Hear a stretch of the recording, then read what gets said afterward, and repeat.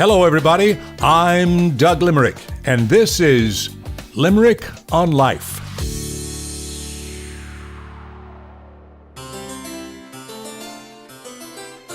Oh, the weather outside is frightful. Hear that on the radio a lot this time of year, but so far this fall, October and November, weather's been pretty tame. Milder than usual in many areas, not a lot of snow or rain for that matter, unless you live in the Pacific Northwest. How about global warming? Well, while some people are still skeptical, this year has seen a lot of tornadoes and hurricanes and flooding.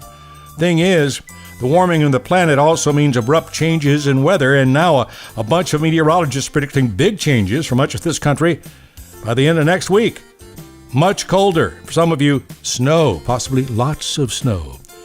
Years ago, while I was doing newscasts for ABC on the radio, I was also working as weekend weatherman for a local TV station here in D.C. No, I'm not a trained meteorologist, but I got to say my interest in the weather, my wife calls it an obsession. It led me to be right about as often as the official certified TV meteorologist, except for the time I called for a dry weekend and went outside and got drenched. Forget about that. Bottom line is that long-range forecasts are still a maybe, supposedly about 65% accurate when you're talking a week out. Still, I love to look at the radar on my phone or tablet, watch the Weather Channel, and I just love twisters. In fact, I've seen a couple up close and personal, fascinated by their power and those huge funnels. As a kid, I remember while visiting my grandparents in Oklahoma, we'd sometimes be awakened in the middle of the night by sirens, head for the underground shelter. Scary and yet fascinating. Mother Nature's still making humans feel insignificant.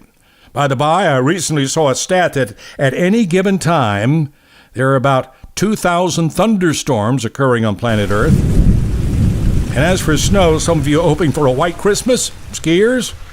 Well, for me, after a few inches, that's enough.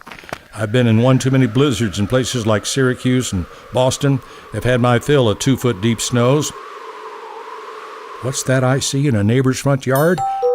An inflatable snowman? Maybe the real thing's not so bad after all. That's a slice of life. I'm Doug Limerick.